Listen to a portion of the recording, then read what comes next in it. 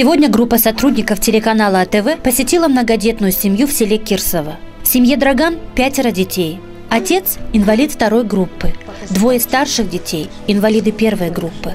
Младшие дети 2 и 3 лет также с отклонениями в развитии. Этим сейчас в марте 2 годика будет маленьким, а этой Галечке 3, то, что на улице бегает, ему 9 будет. И старшему? А старшему 18 уже исполнилось. Он дома у меня сидит. Сидит иногда, когда плохо становится, сильно тогда сидит. Плохо, он чем болеет? У него эпилепсия. Раиса говорит, что социальное пособие на младших детей не получает, так как они уже достигли возраста 1,5 лет. Старшие дети получают пенсию по инвалидности. Это и составляет весь доход семьи.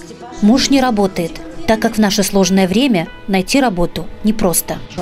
Но им сейчас пособие не платится до 1,5 года, потому что сказали, что кто работает, тому и платит, а кто не работает, только до 1,5 года платит. Они получали по 300 лет, то что... Деткам, да, да. маленьким? А вот на этих 2 деток платят пособие, на старших 3? Только группу получают. Группу получают. И все? Да, только на их... Да, только группу. То, что они на 1 группе 840. Только обоим.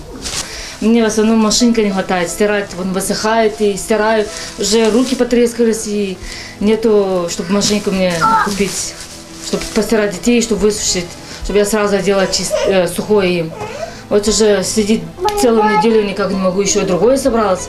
И это не знаю, что куда девать, куда повесить и куда сушить. Игрушки, сладости и новая одежда вызвали радость у малышей. Они благодарны всем, кто откликнулся и помог почувствовать атмосферу новогодних праздников.